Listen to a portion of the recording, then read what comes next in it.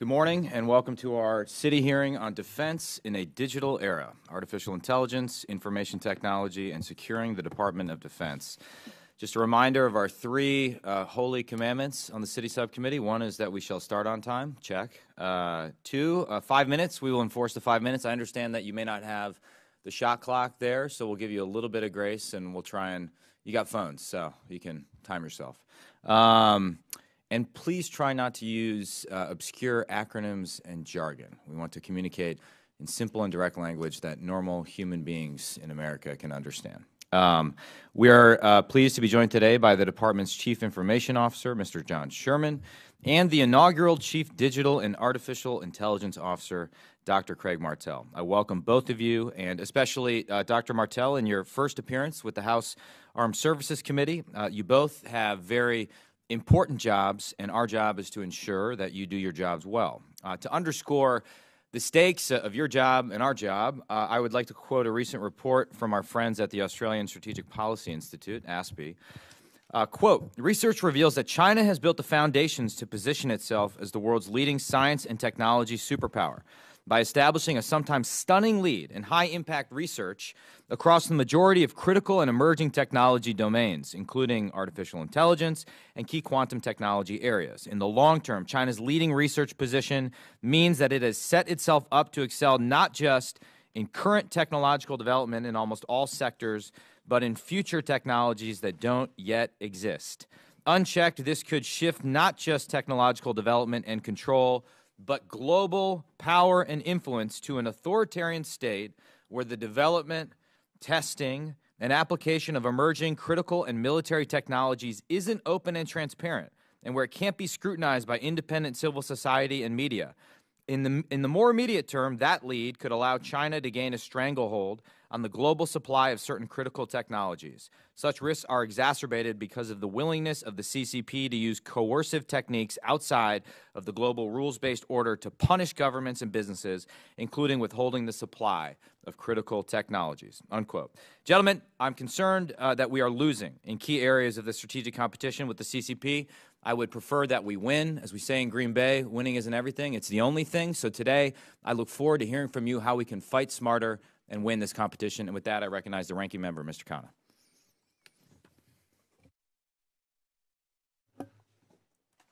Thank you, Chairman Gallagher, and I appreciate your leadership on this committee and your bipartisan spirit in which you've conducted the hearings. I would also like to welcome Mr. John Sherman, the DOD Chief Information Officer, and Dr. Craig Martell, the Chief Digital and Artificial Intelligence Officer. Thank you for your service and thank you for appearing before the subcommittee. On the heels of the one-year anniversary of the war in Ukraine, one constant theme that we have seen is ways that the war has been transformed and different from the past.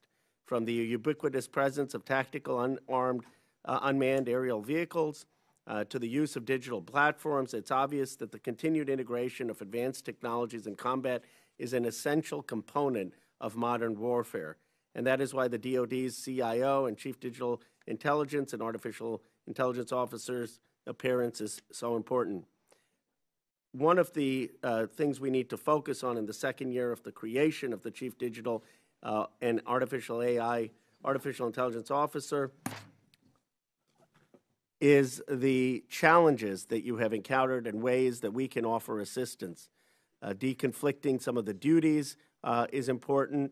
One of the other important issues is the recruitment of talent and the retention of talent and how we do a good job in recruiting the top talent. I know we have a advantage of doing that in the private sector in Silicon Valley, but we need our best and brightest in technology coming into government, and I want to get your thoughts on additional steps that we can do for recruitment. Furthermore, the growing importance of the electromagnetic spectrum and the highly visible role of the department's spectrum usage is something that I hope this committee can discuss. Finally, I would like to hear your work about securing our networks and that of the defense industrial base. That is absolutely critical in any modern warfare. thank you again for both of your appearance before this committee. Thank you. Mr. Sherman is recognized for 5 minutes. Good morning, Chairman Gallagher, Ranking Member Khanna, and distinguished members of the subcommittee. Thank you for the opportunity to testify here today. Now, last summer, I also held the position of Acting Chief Digital and Artificial Intelligence Officer, but as you note, sir, sitting next to me is Dr. Craig Martell, who is now the permanent CDAO. We're privileged to have him on the DOD team, and we work together on many key priorities that we're going to discuss today. All of our modernization initiatives are focused on ensuring the joint force is prepared to win against peer and near-peer competitors. This means identifying and leveraging effective technologies and approaches to stay ahead of our pacing challenge of the People's Republic of China, as well as any other nation or group that might seek to do us or our allies harm. Succeeding in this space is why my team and I come to work every single day, and it is our overriding mission imperative. We also continue to take in lessons on how the digital landscape is constantly evolving from the battlefields of Ukraine and elsewhere, and we endeavor constantly to strengthen our interoperability with allies and partners around the globe. Driven by these priorities, we have made key strides in digital modernization since I last testified before this subcommittee last year. In December, we announced the award of our new Joint Warfighting Cloud Capability, or JWCC, which will provide us with enterprise cloud computing from 4 world-class companies at all 3 security classification levels, from the continental United States out to what we call the tactical edge, meaning an island in the Western Pacific, key terrain in Eastern Europe, or even a ship at sea. JWCC, which supersedes the single-vendor, single-award JEDI cloud procurement that we canceled in 2021, will enable the Department to develop and deploy software in an agile, secure, and scalable manner while providing for data and compute and storage that will undergird efforts led by my CDIO colleague and others. Additionally, we continue to strengthen the Department's cybersecurity posture, underscored by our Zero Trust strategy and implementation plan. The concept of zero trust involves protecting critical data and assumes that an enemy is already on our network, and that we must verify the credentials of everyone and everything, and that there be no unrestricted lateral movement across our enterprise. We plan to implement Zero Trust all across the Department by 2027 and are working with the DOD components on their plans, ongoing actions, and investments to achieve this goal. Meanwhile, we're pursuing multiple lines of effort to strengthen the cybersecurity of the defense industrial base companies through outreach, provision of services, alignment of DOD activities, and preparation of the Cybersecurity Maturity Model Certification Program, which will provide us with a mechanism to verify that companies are handling sensitive DOD data and are instituting required cybersecurity measures. We're also working with stakeholders in DOD to remediate the, quote, technical debt, unquote, that has accrued on many of our key weapon systems. While we didn't necessarily have to worry about terrorists and insurgents hacking into our jets, ships, or tanks over the last 20 years, we know that nation states will certainly try to do so. Ensuring our service members operate in cyber survivable equipment is a top priority for the Department. In the same vein, we continue to strengthen our command, control, and communications capabilities. These include electromagnetic spectrum operations, for which we and CIO have taken over department-level oversight since this last year. Representing the nexus of electronic warfare and spectrum operations, our force's ability to dominate in this domain is critical to fighting and winning on any modern battlefield. All the while, we never forget our success comes down to people. We are releasing a new cyber workforce strategy and a related policy manual that will help us better identify, recruit, develop, and retain top-notch talent. Also, for the military and civilian members in DOD who have had to struggle for far too long with IT systems that are simply difficult or slow to use, we're doubling down on our efforts to improve user experience all across our enterprise. Using my office's budget certification authority, my team and I are driving strategies and will hold organizations accountable for continued progress. All of these activities rely on the strong support that this subcommittee has provided to DOD for many years. Thank you for this backing and for the chance to testify here today. I look forward to answering your questions. Thank you. Dr. Martell is recognized for 5 minutes. Chairman Gallagher, Ranking Member Khanna, and distinguished members of the subcommittee, thank you for the opportunity to testify before you today. This is my first appearance before Congress, and I look forward to sharing the ongoing efforts of the Chief Digital and Artificial Intelligence Office. It's an honor for me to serve our nation as the first DOD CDAO. The importance of this role, the mission of the CDAO, and our service to the warfighter are not lost on me. From my experience as a professor of machine learning at the Naval Postgraduate School, to my time leading machine learning teams at some of the most innovative technology companies in the U.S., I'm proud to bring best practices and lessons learned to accelerate and scale data, analytics, and AI in support of the national security mission. The Deputy Secretary of Defense established the CDAO in February of last year, bringing together the authorities and resources of previously separate organizations, which included the DOD Chief Data Officer, the Joint Artificial Intelligence Center, the Defense Digital Service, and Advana, the Advancing Analytics Office. We recognize that data, analytics, and AI are core capabilities in supporting the Secretary of Defense's priorities to defend the nation, take care of our people, and succeed through teamwork. When I arrived in June, my team and I assessed the data, analytics, and AI capabilities and gaps at all levels of the department. We reviewed the recommendations from the National Security Commission on Artificial Intelligence. We assessed existing digital technologies within the department, partner organizations, and the commercial sector. From these efforts, we've identified 4 key strategic elements. 1, improving data quality. I'm going to say that over and over again today. 2, enabling advanced analytics and metrics. 3, providing the appropriate AI scaffolding. And finally, cultivating the key enablers for all of this. We refer to this as our hierarchy of needs. At the base of this hierarchy are the enablers: talent, culture, and leadership. These are the foundations of the work we do in CDAO. This includes fostering an educated workforce, leveraging the strengths of the commercial and academic sectors, and effectively integrating both our data and activities with our allies and partners. In addition, as a close partner to Honorable Sherman in the Office of the CIO, they're delivering the storage, security, and computing infrastructure that this hierarchy depends upon. We work very tightly on this. Above these enablers, the next level is quality data. As our #1 priority, quality data will enable decision advantage by powering both the analytics and the AI layers of this hierarchy.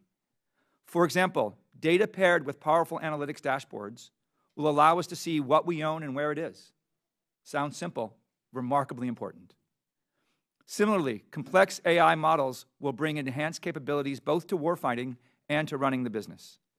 These are not doable without quality data. Addressing these challenges via this hierarchy of needs will drive the department to being data-centric, to being the data-centric organization it needs to be.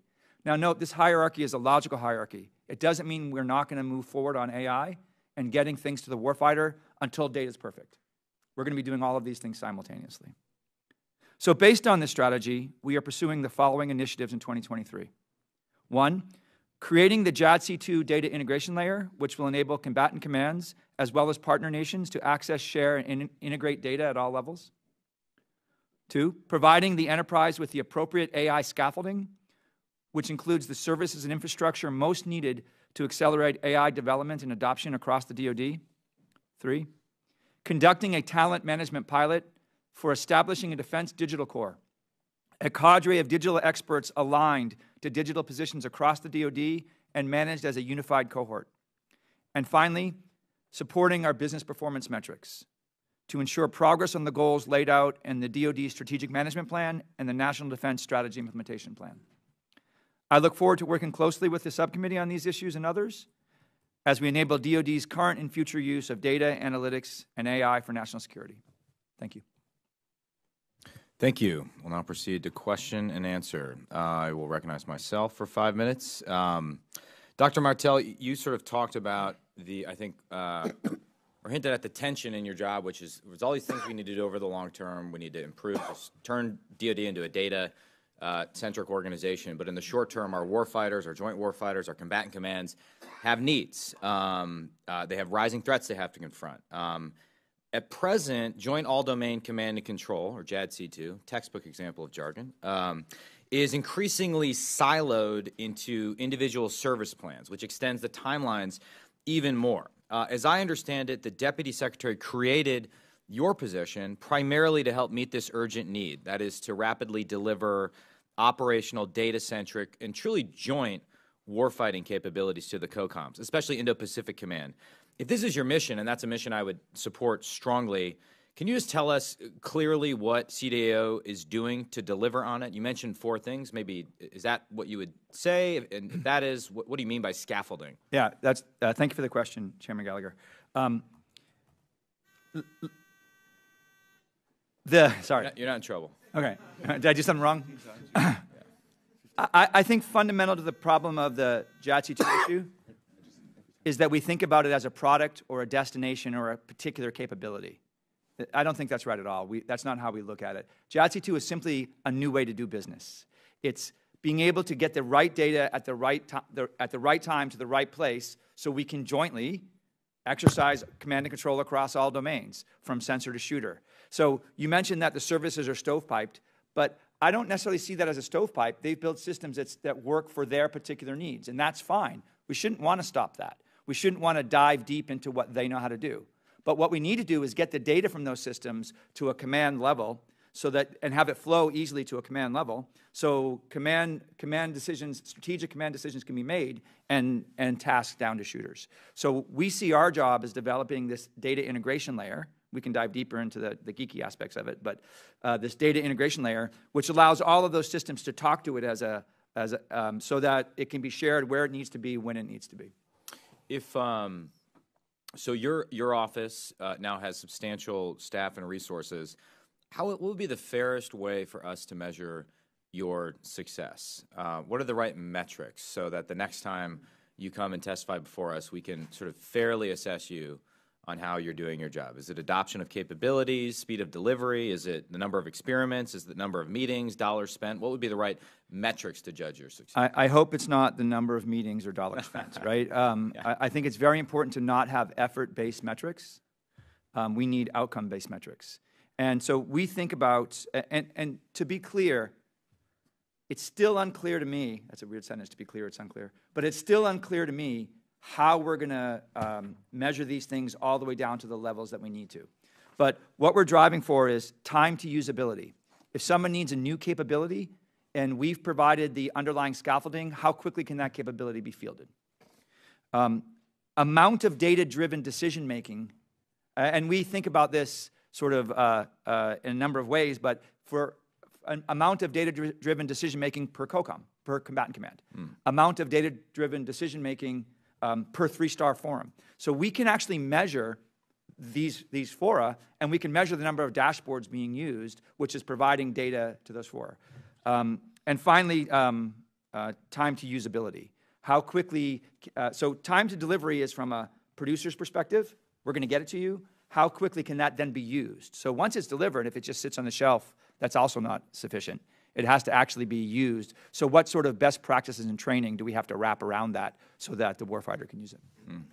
I appreciate that. Mr. Sherman, I may have to get to you in a second round of question. Quickly, though, Dr. Martell, can you just explain again, and just for a liberal arts major, what do you mean by the scaffolding that you're talking about? Thank you for the question, Chairman Gallagher. Most people think about AI as a product that's delivered. I think those products being delivered will be delivered best by our commercial sector, but there are things that the DOD needs to do around that product that's being delivered that we're not doing. For example, what the product should be doing, what a particular model should be doing, say, trying to detect something on the battlefield, we are the subject matter experts of that. We should be just saying, this is A, this is B, this is A, this is B, and getting that data labeled correctly should be our responsibility. Currently, we give that to industry as a responsibility, but I believe we should own that because that's our IP. Simultaneously, on the other side, my time has expired. I have to hold myself to my own rules, so we'll have to come back. Otherwise, I'll be a total hypocrite. I just want to emphatically endorse what you said about meetings. To paraphrase Drucker, meetings are a concession to a deficient organization. One either meets or one works. One cannot do both. So we should not use that as a metric. Mr. Khan is recognized for 5 minutes. Thank you. I'm reminded of the Oscar Wilde quote that the problem with socialism is too many damn meetings. But, I appreciate. I'm not sure if I'm supposed to respond to that. I appreciate your testimony. You know, we had Dr. Eric Schmidt at my oversight hearing, and one of the points he made in the talent of cyber and tech is that He thought the DOD was doing a good job in recruiting, a good job at the service academies, but the challenge was really the ability for people in technology to rise to meaningful positions. Obviously, you know, you don't have the multi-million-dollar exits in Silicon Valley, but the other thing that attracts people to these tech companies is their ability not just to be grunt workers, not just to be mid-level folks, but to actually be in leadership and to be central in driving things. And as jamming and AI and so many of the theaters of modern war may involve technology, what is the pathway to get people up the ladder so they feel empowered? Both Dr. Martell and then Mr. Sherman. Thank you for that question, Ranking Member Khanna. I agree completely that we need to build pathways for tech folks in the department. But I think one of the benefits we have is that all of our workforce is getting increasingly technical as our technology is getting increasingly easier to use. So one of the things we need to depend upon as a nation is we have to continue those pushes so that we generate practitioners. Particularly in AI, it has been dominated by experts, and I would say for the last 15 years it's been dominated by experts, but there's a movement now where there's enough commoditized tools where skilled practitioners can actually deliver the value that experts used to be able to do. That's the tactic we're taking. How do we upskill the folks that are in the department now? And secondarily, how do we attract maybe not those people who already know walking out of school from a select group of schools that they're going to get a Silicon Valley job? What about those folks who are not sure they're going to get a Silicon Valley job or a high-paying job?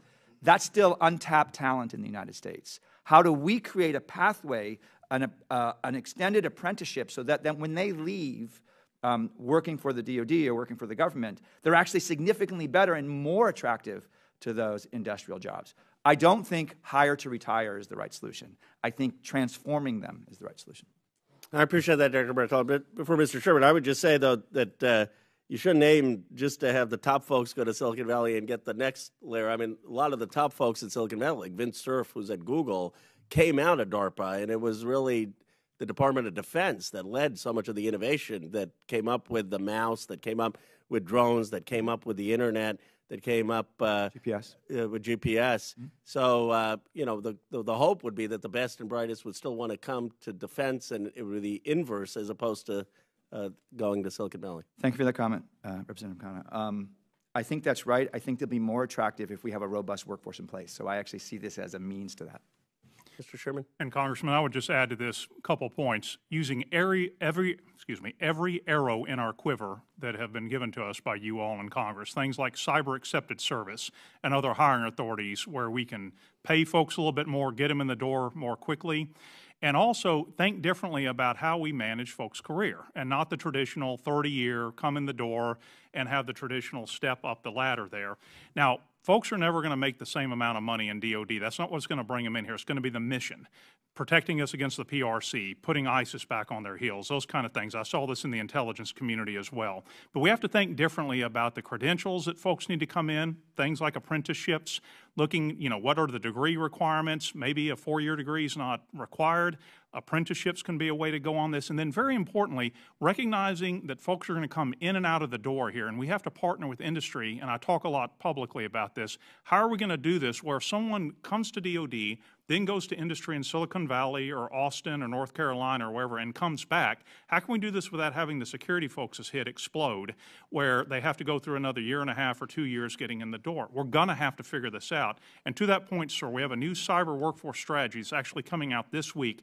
One of the key pillars is exactly this point about creative approaches on how we get past the old think about how we manage tech careers on this, sir. All right, well, I'll look forward to working with you and the chairman on this. Mr. Gates is recognized for 5 minutes. Dr. Martell, it seems that for us to beat China at AI, the first thing we have to do is catch up to China in AI, right? Thank you for that question, Congressman Gates. I don't actually think we're behind China with respect to AI. I think that we're behind, but let me sharpen that. With respect to technological capabilities, we are as far ahead as anyone. With respect to talent, we are as far ahead as anyone, although I think there's a danger there.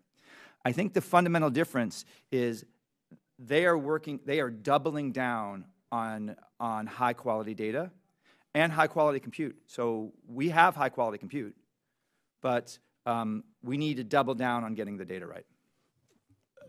I think you need to start my clock, Mr. Chairman. Thanks. Thanks for that extra time. Oh, darn it. So I rescind everything I just said, and we can start again. No, yeah, this is all off the record. It's still on the record. Yeah. But Mr. Gates gets it. Yeah, no, I got you, Mr. Chairman. So most of the analysis I've seen indicates that they're way ahead. So your testimony is interesting because it seems you do appreciate and understand that it runs cross-current to a lot of what we hear about China's current supremacy in AI, right? I do, Congressman Gates, thank you. Okay. I think we could have a more interesting conversation in the closed session. I'm happy to do that. Okay, so you talked about the data sets, and I'm really interested in the ways that China builds those data sets, where they get information. Does China have the capability to collect intelligence from the offshore oil rigs that they operate and own? Thank you for that question, Congressman Gates. I'd rather tackle that in a closed session. Well, I don't know. Sometimes I worry we overclassify these things. Like, shouldn't the American people know if there's oil rigs offshore that are like using Chinese data to collect information? So I think probably a more correct answer is my expertise doesn't extend to China to that degree. I think we're going to win any fight by providing quality data, create the right scaffolding. Well, yeah. Let me ask establish the right another place. Let me ask another place where they may collect data. So, does China collect data from the cranes that they sell to U.S. ports? Thank you for that question. I'm not an expert on China's. Yeah, but I'm kind of concerned that an assessment of their AI capabilities is going to lash pretty closely to where they're getting these exquisite data sets, right? And so if they're able to utilize AI to aggregate this massive amount of data that they get from the cranes that they sell our ports, from the DJI drones that our law enforcement fly around, from the oil rigs that our U.S. oil companies sell to them, that really is an important plug-in to AI, don't you think? Congressman Gates, I actually do. I think it's a very important point, and I'm not trying to dismiss it. When I said I don't think they're further ahead with respect to AI, I don't think they're further ahead with respect to the algorithm capabilities or the talent capabilities. In fact, most algorithms are commoditized, and anybody has access to them at this point. If in fact they are gathering data from more places, that will in fact produce robust AI. And if we need to gather, we can have a really robust conversation about what data we should be gathering. I'm very open to that.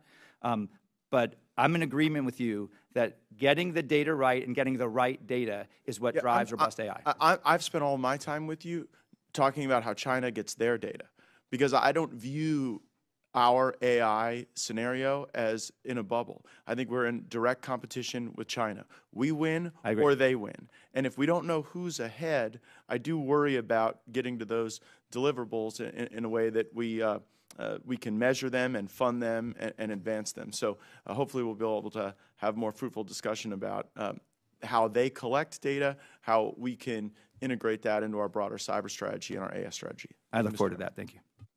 Thank you, Mr. Gates. Before I recognize Mr. Ryan, I want to recognize the Stump family from Green Bay, Wisconsin. They traveled all the way from America's district, the 8th District of Wisconsin, to listen to our witnesses and engage in this discussion about AI and technology. So it's very important. Thank you. Mr. Ryan's recognized for 5 minutes. Thank you, Mr. Chair, and welcome to our guests from Wisconsin. And thank you to you both gentlemen for being here today, for your service. Especially Dr. Martell, stepping into a new role and position in any organization is always a challenge, and in the biggest bureaucracy in the world, I'm sure. It's been a joy. It's been not boring. So thank you for stepping up and both of your public service. I wanted to actually build on what Chairman Gallagher was getting towards with you, Dr. Martell. You were starting to talk about kind of the roles and not authorities, but the roles and responsibilities when it comes to within JADC2 specifically, kind of who builds what. You're talking about scaffolding, and you were beginning to say what you thought the role of commercial partners is. Could you expand on that and to be specific and sort of where what I'd like to hear from you is how do we, and not a new problem, but how do we work better with and enable particularly smaller and less known, but I think often most talented companies to plug into the scaffolding that we're building? Thank you for that question, Congressman Ryan. One of the things that's was surprising to me when I got here is how acquisitions works. You set out a bunch of requirements, and then 5 years later, a product is delivered, and the world has changed drastically in those 5 years. That's the sort of thing we're trying to tackle. We're trying to be able to be efficient, flexible, iterative, and experimental. So our goal is to get a data layer which allows for data to flow from any point to any other point, and then apps can sit on top of that data layer. So a particular combatant commander or a particular commander might want an app from one vendor, and another combatant commander or commander might want an app from another vendor. And we need to see that data layer as the underpinning a marketplace that allows any vendor to show up and say, I have a solution for this particular problem.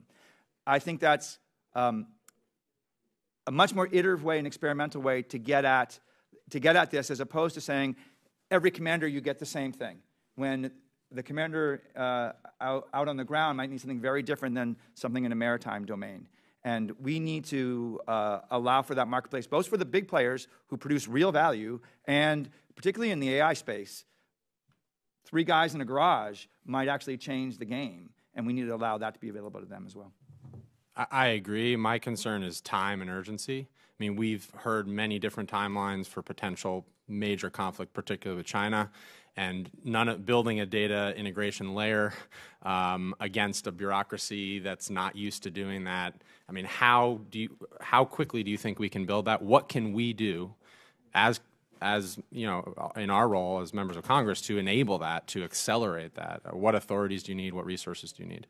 Thank you for that offer, Congressman Ryan. I'll take it as a question for the record for probably the end of the year to get back with you with more specifics. Right now, we're undergoing the Guide Experimentation Series, which is Global Information Dominance, where we're actually testing these things. We just finished one. We're doing another one next month, I believe, with a key partner being Indo-PACOM, and understanding how what we've learned, for example, at EUCOM, at European Command, might be applicable in a maritime domain like in Indo-PACOM.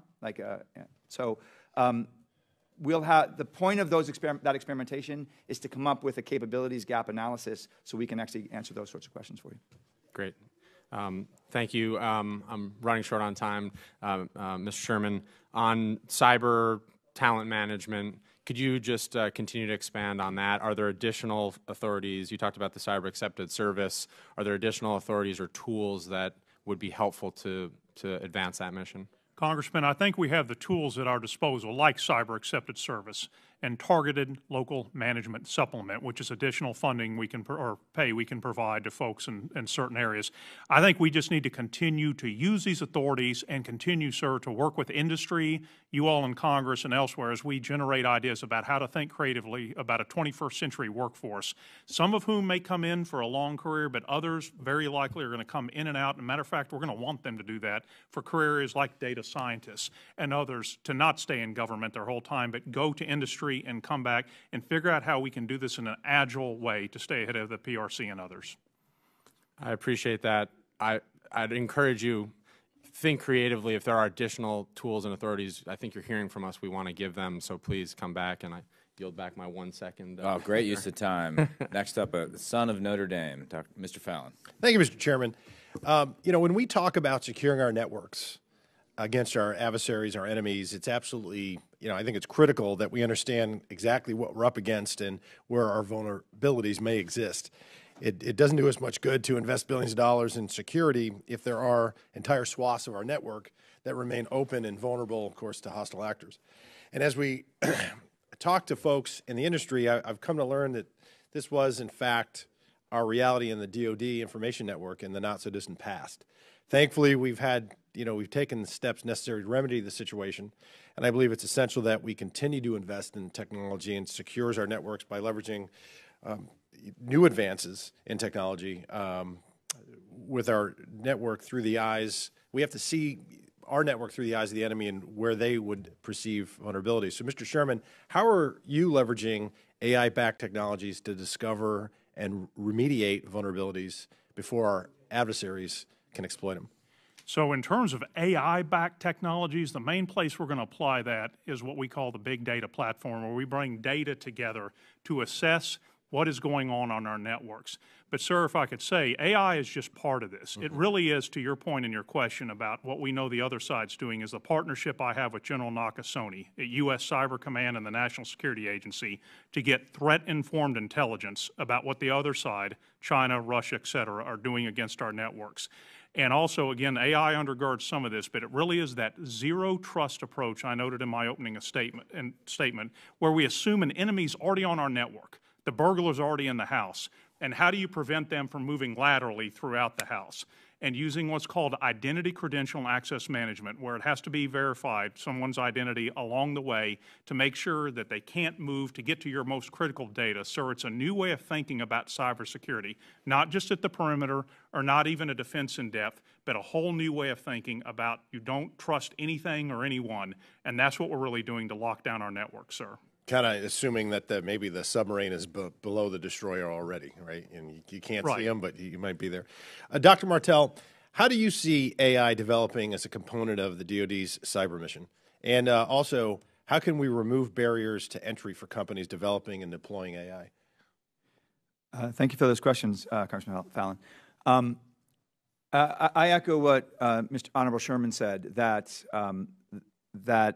it's mostly about data and it's mostly about zero trust. And let me say that zero trust underlies it. It's a binary relationship. It goes both ways, right? So we can't build what we build without the zero trust underpinnings that Mr. Sherman provides. But I also think AI can provide some help to security, particularly in anomaly detection. So once we know the flows and we can track the flows of people through the zero trust architecture, we can build systems that will help us detect whether it's an anomalous flow, something we might want to look at. We might want to just sort of dive a little deeper there. Mm-hmm. And Mr. Sherman, as far as recruiting talent, we have people come into our office, and it doesn't matter what industry they're in. They have labor shortage. They have labor need. And now we're not even meeting our recruiting goals. I also sit on the Armed Services. We learned that last year in Armed Services that the Navy, the Air Force, the Army weren't hitting the recruiting goals. So where are you all with the labor? And you just mentioned about attracting that talent. How do you attract that talent? And because it is competitive and they can make so much more on the outside. Sir, that is exactly what we've been getting after as well with this new cyber workforce strategy. We have something called the Defense Cyber Workforce Framework. It sounds bureaucratic, but it's where we've taken all of the 70-plus work roles in cyber and digital, and with a fine-tooth comb, and much more granularity than you would see from the Office of Personnel and Management on exactly the sort of work roles where we're going low or we're right where we need to be, and we might need to apply some new incentives, kind of with the rear stat of adjusting where we're getting low on maybe cyber defenders or software coders or whatever. And this has been a key tool we've implemented. We've added AI and data work roles. And this has been enlightening for me as a CIO about the levels of specificity we have to make sure when you start to see a kind of a warning light, hey, we're getting low on this type of work role, we need to apply some cyber accepted service or other types of market supplement we can put against this. It's been a lot of pick and shovel work, sir, but now we have a foundation to really look across a dashboard to see where we are, particularly with our civilian, but also working with our military workforce. So I would say we're making a good start on this. We've got the tools we need and applying the authorities you all have given us to address shortfalls. Thank you both. Thank you. Thank you. Mr. Golden, Great Marine, is recognized. Semper Fi, man.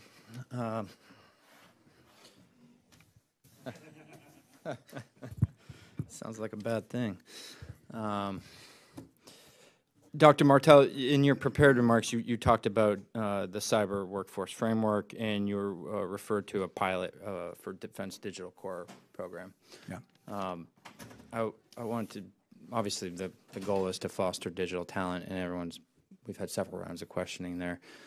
So the National Security Commission on AI previously advised that perhaps there should be a digital reserve corps, which I think would be a nice complement to what you're talking about, having a digital corps. So is that something that you've thought about? Here in the House, the Fort Country Caucus has been pushing for that. Our Caucus of All Vets, Tony Gonzalez, has been the lead on that. We've gotten it through the House and previous NDAAs. It's always kind of suffered in the Senate. But could either one of you or both of you comment on whether or not that might be a way to have your cake and eat it too? I mean, we just had a conversation about talent is going to the tech industry and the private sector. Why not try and get some of those folks to serve while they're also out there in the private sector? Thank you for the question, Congressman Golden. Hallelujah. I think that would be amazing, particularly because the Defense Digital Corps' goal is to figure out what talent's needed across the department and to be able to bring that talent in and seed it, but also manage it as a cohort because they're going to be onesies, twosies, and alone, and no one wants that job, right? But if they're a cohort and they can share problems, they can share issues, we can much better manage and grow them, right, and give them real careers. If we can do that seeding by folks coming in for, depending on how this works, we can talk about this afterwards, I'd love to, but even if it's, 2 weeks a year and a week and a month, but then periodically for a year at a time, that would lend itself very nicely to the way we're thinking about it. Ditto on all he said, and I would add, too, I think we need to push ourselves to think creatively about how we do this. I mentioned security clearances, but not everyone needs a secret or top secret, and particularly with the explosion of remote work, that how do we tap into talent where they don't have to all move here to the Beltway? They can stay in Texas or Massachusetts or Washington State or wherever they are and tap into that talent. I definitely think that's something we ought to look at. And again, on that broader cyber strategy, our third goal on there, it's worded more finely than this, but think creatively and come up with creative solutions. I think this would definitely fit on that we would need to explore further.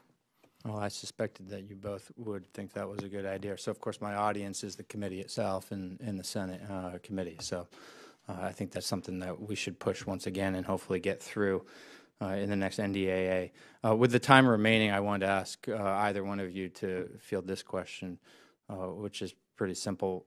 And I think Pat here was onto something talking about the urgency and how quick can you move. What are you learning just looking at the battlefield in Ukraine right now about how you can adapt on the fly to start to use data, to start to use apps, and maybe even blend those emerging technologies with the things that we already have in place right now? Yeah, thank you for that follow-up, Congressman Golden. We have lots of technology that we can bring to bear on solutions and on problems, and we have lots of people willing to tackle those. The things that I've seen that have worked well is when we get that technology in the hands of a large group of people, well-trained, and they're able to stand up quickly and deliver real value. I'm happy to go into it deeper in a closed session. We better be secure, we better be agile, and we better move in a digital environment. They're fighting World War II tactics, but on a 21st century battlefield, and we better adapt. And we are taking lessons learned on this, and particularly how we would look at a China scenario. But I think those pillars, whether it's satellite communications, cybersecurity, or as the ranking member noted, electromagnetic spectrum operations, how we fight through spectrum and maneuver and survive there, all these lessons are going to be relevant, and speed matters. So that's what I'm taking away from this. Thank you. I'll yield back. Dr. McCormick. Thank you, Mr. Chairman. The committee's been closely following the prospective sharing of the 3.1 to 3.4 gigahertz spectrum. And obviously with the amount of technology and communication that we're doing that's just parabolically expanding, we have real concerns about giving that up to the commercial industry, which would just gobble it up instantly. And once you give it away, you can't bring it back. Who ultimately makes the decision on whether that's divested from or not? As it stands right now, per a 2000 NDAA, it would be the Secretary of Defense, basically making that decision. On proposed legislation that the administration currently backs, it would be the President in his or her role as Commander-in-Chief, but based on direct advice from the Secretary of Defense on that matter. Would there be any reason for the Secretary of Defense to ever consider giving up any bandwidth? Not giving it up, Congressman, but figuring out how we could share it. Sharing in terms of time, in terms of geography, or in terms of radio frequency, so we could conduct our military training operations here in the U.S. and Homeland Defense, but also giving our economy an ability to stay ahead of the Chinese in areas like 5G. With the amount of technology that continues to expand and the amount of people that keep on burdening the gigahertz spectrum, if we start sharing it, though, I don't understand how we ever grab it back. And my concern is, once we start sharing, it's a bottomless pit. In other words, they'll never be satisfied with what they get, and they'll never want to give it back up. And the fact that we, in the military, we get more and more advanced needs, why would we go there when there's got to be another way? Well, absolutely, Congressman. We wouldn't want to vacate where we're shoved out and never to return again. Sharing would mean kind of joint ownership of this, where if we're conducting military operations near an installation, conducting homeland or border security, that we would have the military radars on and be able to operate, and that the telecom providers would potentially have to switch to another area. And we've got some examples we've done in past administrations working walk and chew gum. But the band you noted, sir, this 3.1 to 3.45 is beachfront property, both for long-range radars as well as telecom needs here. And to the chairman's point about competition and dominating against China, I have the CIO equities for DOD. I want our radars to work, be able to protect this homeland, keep our citizens safe, but I also know economic dominance matters too. So I'm committed. We have a study we're undertaking right now per the Infrastructure Investment and Jobs Act that Congress, you all tasked us to do, that culminates on 30 September. No decisions would be recommended to be made until we can do our due diligence and figure out if sharing is even possible, sir. Okay, great. I'm from Camp Pendleton, so I'm used to that people trying to gobble up prime real estate there. When it comes to the battlefield and some of the technologies, I'm a firm believer that we have the best staff NCOs in the whole world, and that's why we're working better under conditions where we don't have comms.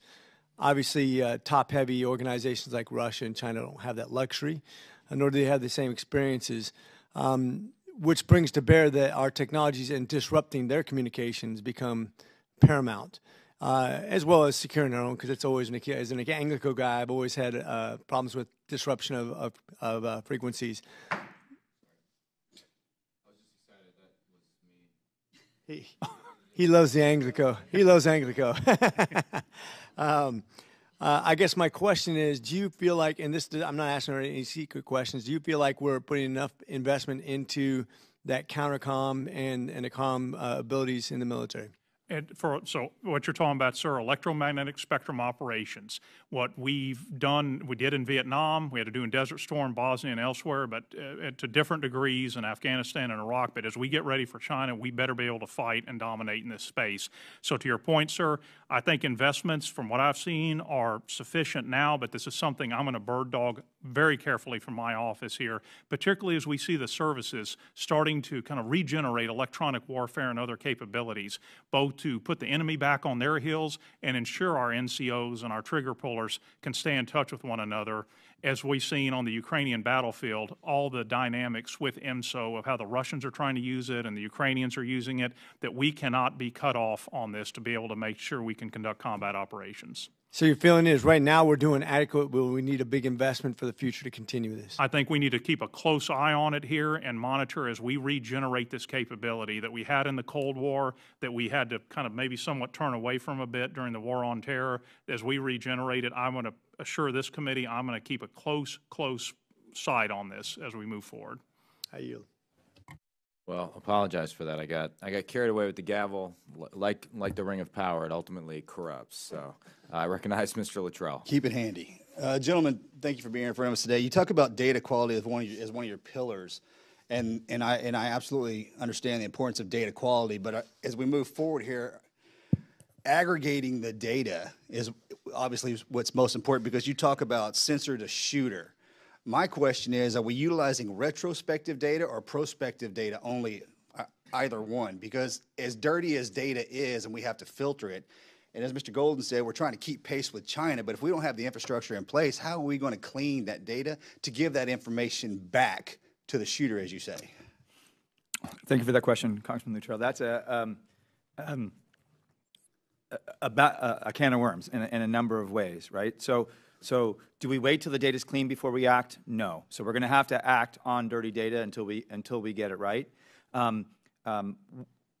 One way we tackle this is to say no new bad. So we know that we have to deal with the past stuff, the systems and the data that have been built in ways that are not up to snuff. But we need to make sure that things going forward are doing things right. So part of the way we think about this is as we build up this infra, new things that we bring on board are doing data right. But we absolutely do have to go back and recontract as contracts come up, as we have to reacquire things. We have to, part of what we're going to deliver are the contracting vehicles that allow folks to specify this is what good data looks like and this is what getting data looks like, getting it right. And the other thing I just want to add is distributed governance and building CDO structures down through the components is extremely important to this. It has to be aligned with incentives. It seems like such a slow process considering the silos that we all work in, especially in government. It's absolutely a slow process, sir. But so we have to be able to do that slow process and get it right while simultaneously still allowing for new folks to deliver value. That's a balance that we're going to have to strike. There's not going to be a way to snap our fingers and just have it get it right fast. Sure. This is going to be a follow-up, but you and I are going to have to meet because this is sitting on a panel with a bunch of shooters right here. Who's setting the inclusion criteria for the data that's inbound?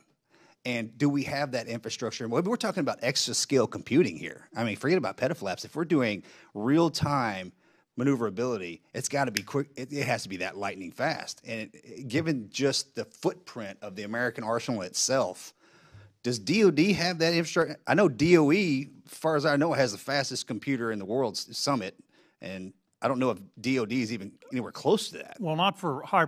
Yes, we have high-performance computers, but to your point, this is why that joint warfighting cloud capability, we had to stick the landing on this, and we got it now. With 4 companies, in no particular order, Oracle, Google, Amazon, and Microsoft, all bringing their cloud computing capabilities, and sir, and I know you're familiar with this, out to that tactical edge, and that's where we're pressing, whether it's out on an island, inside the first island chain, or somewhere in Eastern Europe or Sub-Saharan Africa, to be able to have with special operators or whoever, cloud computing capabilities, OCONUS as well, state-of-the-art. And this is why JWCC, and as we move past that Jedi cloud procurement that had all the issues, that we have this now, and we're going to have it at all 3 security classifications, up to top secret, which is going to be a game changer on this. And that's why this has been so important, sir. Is there a beta test in progress right now, or a scalable program that's in place that we could see in real time?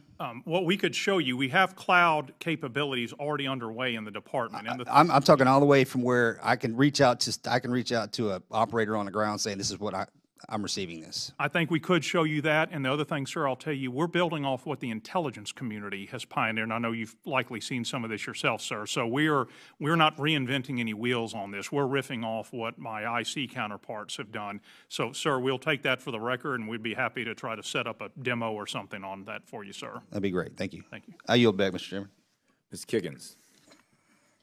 Thank you, Mr. Chairman. Thank you to our panelists for being here today. As a liberal arts major, also, I've done some reading about Spectrum and the backbone of our communications network and using abundantly by the public and private sectors alike. So the latest battleground over Spectrum allocation involves the mid-band, which is crucial not only for 5G and cellular data, but also for DOD, missile defense, air navigation, space asset tracking, and several other critical uses.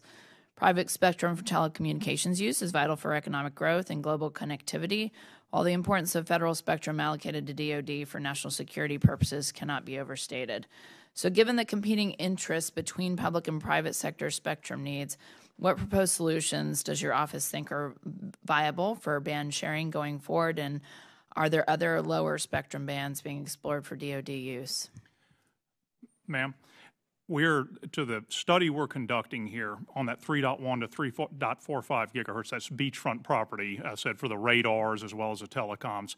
We have a study underway, culminates on 30 September, that we've been leading since last year, sharing, not vacating, not where we get kicked out of it and where DOD has to go find some other spectrum, which would be very difficult, but how do we walk and chew gum and figure out, again, from geography, time, and radio frequency use, how do we make all this orchestra work together with the telecoms in this highly congested but highly desirable space?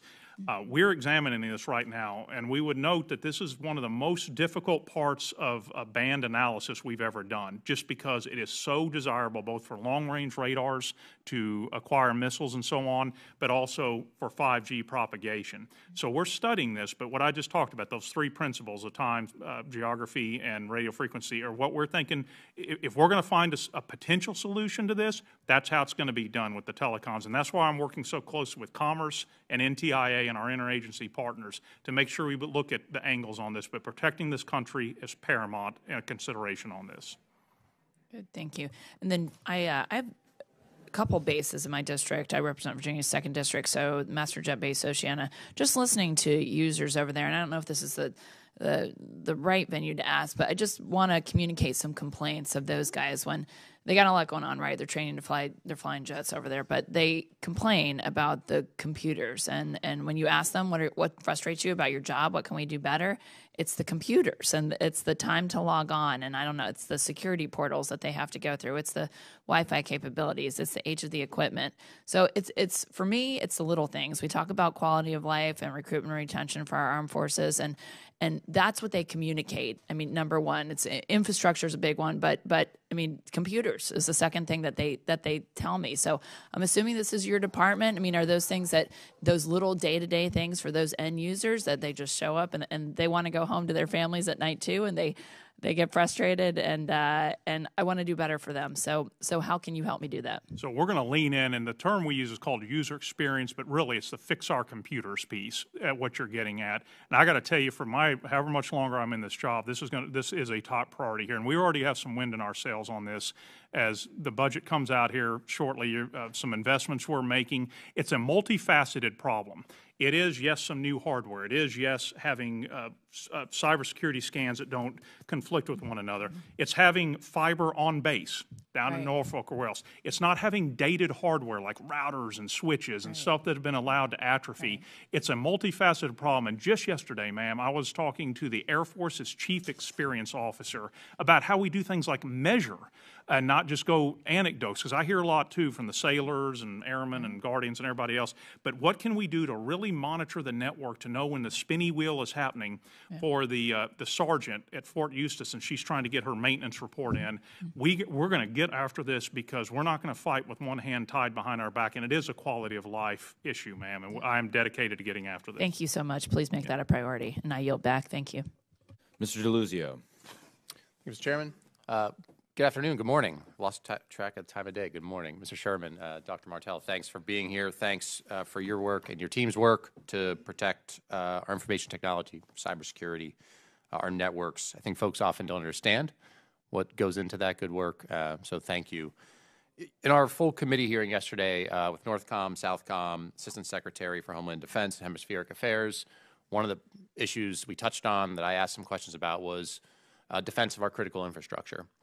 Which I think is a place that obviously touches defense, but certainly Homeland Security and other parts of our vital defenses here. And we talked about not just malicious actors in China and otherwise, but some of the challenges coming from the fact that much of our critical infrastructure is privately owned. It's not just under public control. So, Mr. Chairman, I'll start with you. If you could talk about what those challenges are, what we can do better, what this subcommittee and our committee should be thinking about.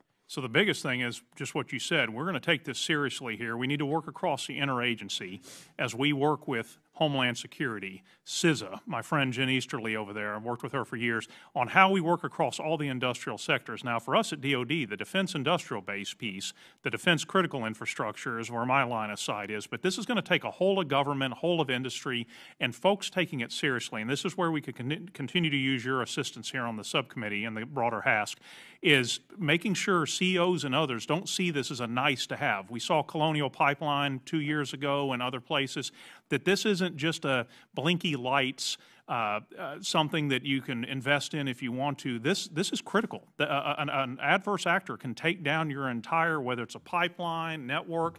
We've seen technical debt in things like with air traffic control and things that have happened recently. We've got to take this very seriously. So at Department of Defense, we're focused on the Department of Defense information network, but also our critical infrastructure. And one thing I have is budget certification authority, where I can hold services and others' feet to the fire to make sure they're having appropriate investments, and we need to do better on this, on areas like defense critical infrastructure to make sure we're protecting that piece of our enterprise as well, sir. Well, as a follow-up, how would you, and for folks who aren't as dialed into what it is we're discussing, the work that goes into defense of critical infrastructure, how do you compare where our defense industrial base is relative to other components of our critical infrastructure in this country? Sir, I think that would be hard from my seat as the DOD CIO to do a holistic looking across energy, automotive, and everything. I will say that in the defense side, we know that's where the Chinese, Russians, and others are trying to expropriate plans, blueprints, and everything else, and really trying to help work with that industry to lock that down. I would just add, working with our interagency partners on all the different areas, raising awareness of this. We have a new national cyber strategy. There's been other executive orders and so forth, working with you all here in Congress to raise awareness about this. And we've had some notable incidents, I think, that have been in the news that are raising companies' awareness. So we have to keep up the press and not stop on that. And I'll ask maybe just one more follow-up, is pieces of the way that we ensure cybersecurity in the defense industrial base do you think have application to other components of our critical infrastructure and other sectors? I think it absolutely does. As we have standards that I know some may see as onerous, and we're working with industry to not make it onerous, but to make sure there's something we can all hold ourselves to account in implementing basic cybersecurity. The National Institutes of Standards and Technology, which I know sounds bureaucratic, has standards to be able to apply on basic things, on principles like two-factor authentication, end-to-end encryption, and things that all companies ought to be able to looking at to do. And I grew up in South Texas, and an area where we had a very small family company. I know how it is to have federal regulations land on somebody in Victoria, Texas, or elsewhere, but we've got to be thoughtful about whether it's a small company or a big one, that everybody should take responsibility on this. Okay. Mr. Chairman, thank you. Mr. Chairman, I yield back, and I think I did use two acronyms, Northcom and Southcom. I apologize. It's going into your social credit score. Fair enough. Mr. Laloda. Thank you, Mr. Chairman. Gentlemen, appreciate you being here, your leadership, your dedication, sharing your experiences with us. I represent a suburban district east of New York City, 750,000 people in Suffolk County. We, Mr. Chairman, are America's district, and appreciate the dialogue we have here today. Last September, the government of Suffolk County suffered a cyber attack that shut down many of the government services that my constituents rely upon. Emergency dispatchers had to take down 911 calls by hand. We had no access to the geolocating function that's typically normal there. Police were forced to use finicky radio transmissions and call instances, and had no access to email reporting from the field. Contractors were paid in paper checks. That created a huge backlog of services in the county. At the county's traffic agency, people were unable to pay pending tickets, which created extra fees and became a huge hassle in Suffolk County. In addition to the major shutdown of government services, the hackers who claimed responsibility for the attack threatened to slowly leak sensitive information that the government had at hand. And unfortunately, the situations like this aren't unique to Suffolk County. We are constantly hearing about cyber attacks, data spillage, and ransomware and phishing throughout the country almost on a daily basis. And if hackers can have such an effect on my county, I fear that there could be a larger government entity, state, or God forbid, our federal government be subject to a similar attack. The Office of the CIO, as I understand it, is responsible for the DOD, IT, enterprise, cybersecurity. I, too, am a liberal arts major, so I'm leaning a little bit into this as well. And I do understand that you have protection over our unclassified and classified networks. So my question is this, to both of you, please, gentlemen. What is your office doing to gather lessons learned from these state and local attacks to ensure that their prevalence, their impact is reduced prospectively? Sir, we work closely across the interagency. I mentioned DHS and CISA, for example, in Department of Homeland Security to learn about and the very unfortunate attack against your district there, sir, and elsewhere, where we hear about attacks against schools, industries, and elsewhere, and what we call the tactics, techniques, and procedures. TTPs is the government acronym on that, on how the adversary is using these mechanisms to employ ransomware or to hack into systems. I work very closely with the U.S. Cyber Command and the National Security Agency, which is both under General Paul Nakasone. And from them, I not only get the cyber aspects, but also the threat-based intelligence of what state and non-state actors are doing and how they're operating and evolving. This is something I do every week and multiple days a week working with them to understand how we ought to be defending differently.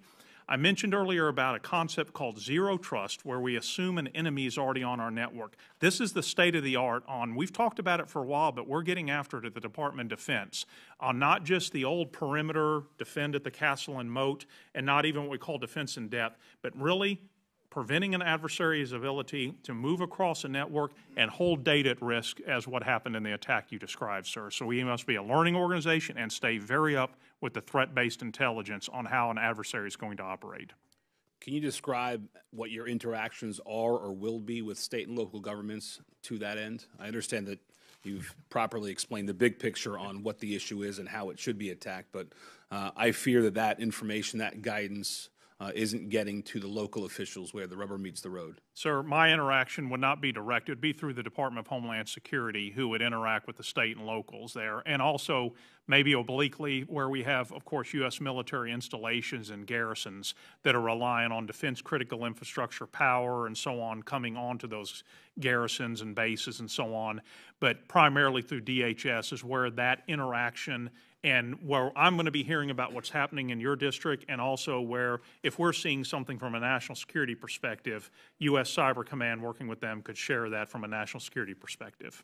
Thank you. And switching gears for a moment, Congress required the Department of Defense to establish a comprehensive framework for the cybersecurity of the defense industrial base in Section 1648 of the 2020 NDAA.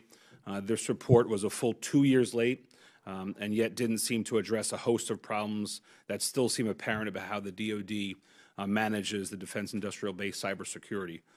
Did Section 1648 force any lasting change to how the department manages its support to the defense industrial base? It absolutely motivated it, and we've got to keep doing better on this front. As we conduct outreach to the defense industrial base, as we organize ourselves internally, there's over a dozen DOD entities, large offices, that are touching this sector here to make sure we're organizing properly and not double communicating or sending conflicting messages, and also offering services as to the defense industrial base. For example, the National Security Agency's Cybersecurity Collaboration Center has service. Your time has expired. However, I was going to ask that question in the second round. So why don't we plant a flag there, and we'll come back to it. Roger. Sorry. We'll be right audible. I'm a rule follower, a Catholic Marine, so I'm sorry. Mr. Keating's recognized for 5 minutes. Thank you, Mr. Chairman. I just had one strain of questioning. Thank you both for being here. I noticed, Dr. Martell, your background on the private side. I noticed the experience, as head of machine learning for Lyft and head of machine intelligence for Dropbox, as well as leading several IE teams initiatives at LinkedIn. And I also know the challenges we have with workforce and getting trained, educated people throughout our workforce. So I was wondering, given that background that you had, what plans you might have to leverage from those experience and to expand knowledge and skill sets and in AI across the Department of Defense as a whole. Can we do those kind of things internally as well, and can we expand what we have? Thank you for that question, Congressman Keating.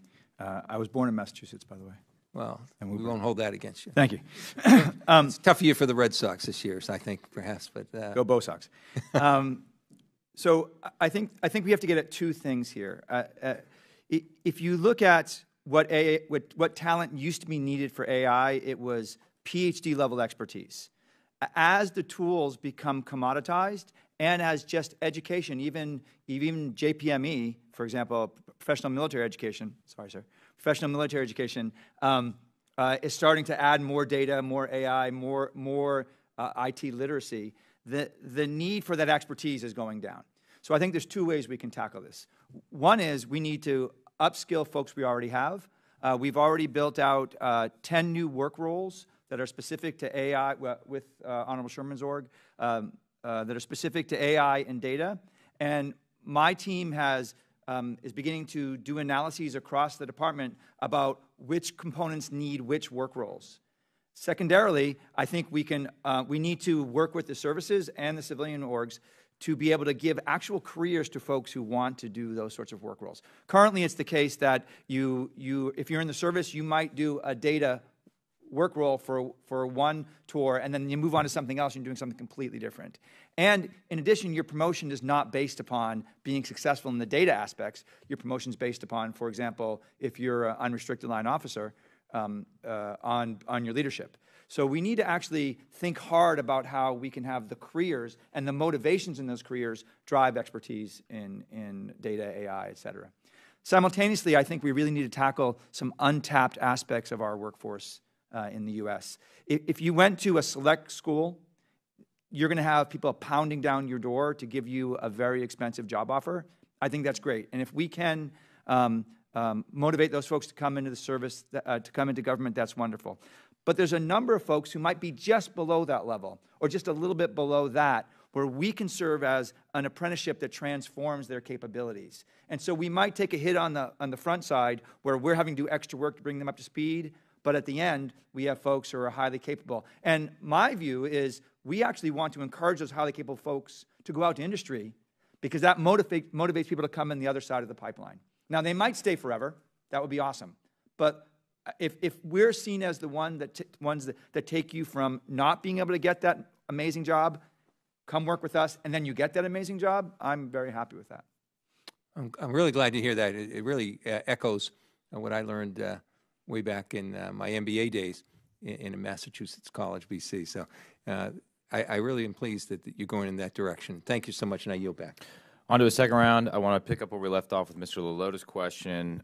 He mentioned that the Section 1648 report was 2 years late. Additionally, DIB cybersecurity is your responsibility, correct? I'm tracking, however, at least 6 separate offices within OSD who have asserted leadership, some sort of leadership role in protecting the defense. I did an acronym, Defense Industrial Base, not DIB, Defense Industrial Base, to outside organizations and entities. So 2 questions. One is Mr. Lalota's question. What did the report force change? And then 2, what are you doing in your role to bring coherence to an effort that, from my vantage point, looks somewhat scattershot at present?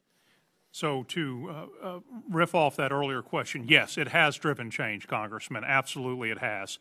On to the how are we organizing ourselves for victory here. So when I got this last year, polling around DOD, how many organizations are touching a defense industrial base company, whether it's a small or medium or one of the big primes? And it's more. It's 12 to 13, depending upon how we count it. And I first held a meeting and brought all them in a room. Defense Contract Management Agency, Defense Counterintelligence and Security Agency, DOD Policy. I can go down a list. But putting myself in the shoes and talking to a lot of companies, how does this feel when you've got different entities either providing helpfully or trying to be helpful, providing information, or coming to you with the requirement? So what we've done, my acting deputy, who's also the Chief Information Security Officer, has stood up a monthly cadence with these organizations to get ourselves aligned on the DIB Management Council here. I think we call it something a little bit different, but bringing these organizations, who's sharing what? Who's talking to whom? Let's get aligned here and again, put ourselves in the shoes of the affected companies. So maybe it could be helpful. It could be threat-based intelligence that maybe national security agencies providing through that collaboration center I mentioned, or another entity. And they need to be cross-talking, so if they hand something to one company, they say, also, we've got this from another DOD organization. So that's what we're doing, sir, trying to align this and make it a little more sensible and less bureaucratic. But you consider yourself the leader of that council? Yes, sir. Of the 6 different offices that Actually, are, 12. Yes, 12? sir. Okay. Yes, sir. 12 different offices. Okay, Dr. Martell, excuse me. Before JADC2, we had the Joint Information Environment. Before the Joint Information Environment, we had the Global Information Grid. Have you reviewed those past efforts to understand why they failed and what you might do differently so that JADC2 does not suffer the same fate? Thank you for that question, Chairman Gallagher. When I've been in the office now 8 months, and I've tried very hard to ignore history. And the reason I have is, as I started going down that rabbit hole, I felt myself being inculcated with the old ways of doing things. So I've asked myself, what's the right solution? And we're now just turning to making sure that this right solution maps correctly to our goals. So look, I think the right solution is building out a marketplace that allows multiple vendors to bring apps to bear, where these older solutions were, and I'm going to defer a lot to Honorable Sherman because I believe these were under his purview, but these older solutions had rigid requirements that were established a long time before delivery, and by the time the delivery came, the world has changed. We need to create a marketplace and infrastructure that allows for that dynamic change, and that's how we're tackling JADC2. Mr. Sherman, in what little time I have left, I'm pleased to hear that we're moving out on multi-cloud expeditiously. However, it seems we just lost the last 2.5 years. What lessons should we derive from that? Sir, do you mean in terms of the acquisition, or what did we learn in the 2 years? Well, both. What So, did we this learn is one from the area delayed here acquisition? that yes, as a U.S. government, it shouldn't take us this many years to get enterprise cloud for the Department of Defense. And we mention about the CCP, and if G on that side says something, he needs something that quickly, he'll have it very quickly. We have to do better as a whole of government here in being able to procure and acquire services for the Department of Defense. This is an area we did get through. There's no protests. It's ready to go. But this is something that, frankly, sir, we should have been able to do more quickly and without all the bureaucratic and other issues that came up. Now, on the functional piece, the upshot here, we have what we've learned on the intelligence side with their multi-cloud, multi-vendor approach, and then also within the military services, their own cloud efforts. You hear terms like Cloud One and others. That's the Air Force effort. We have a lot of lessons learned we're integrating into this enterprise cloud effort. So we're not at a standstill. We have a running start from what we did there, sir. My time is about to expire. Mr. Khanna, Mr. Keating, Mr. Luttrell, you have any more questions? You guys got off easy today. Well, with that, I just would emphasize a couple points as we close. One, I think you saw a lot of interest in sort of general talent management and whether we are adequately using the authorities that Congress has given you, particularly cyber accepted service authorities. I know we talked about that earlier this week, Mr. Sherman. So I'd like to develop some sort of routine process whereby you can come and tell us, here's how these authorities are being used, here's what we're learning, and here's where we could expand it, or maybe we can't expand it. So I just would hope you would commit to that going forward. And then Dr. Martell, we had a little bit of a discussion about metrics. I just would encourage you to think through and would welcome a follow-up discussion on what is achievable. I recognize that the Pentagon's a massive aircraft carrier. It doesn't turn on a dime. But what is achievable in the next 2 years? What can we really deliver to our warfighters within the next 2 years? And so I'd be eager to work with you on what are fair metrics in both of those areas going forward. And with that, the hearing is adjourned. Oh, we're going to move into a closed section. Closed briefing. And now the hearing is adjourned. There we go. Good thing I didn't hit the gavel.